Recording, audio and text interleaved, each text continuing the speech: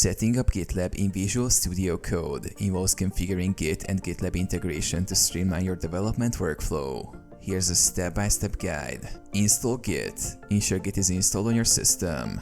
Download and install Git from the official website. Verify installation by running git version in your terminal. Clone GitLab repository.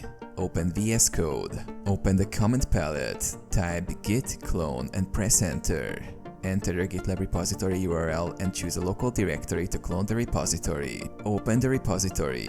Once cloned, VSCode will prompt you to open the repository.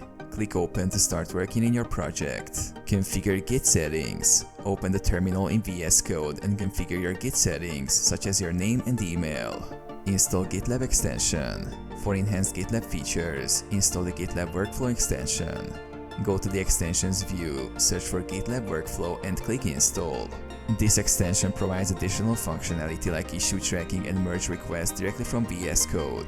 Push and pull changes. Use the source control view to stage, commit, push and pull changes. Connect your commits to GitLab using the terminal commands or VSCode's built-in Git tools.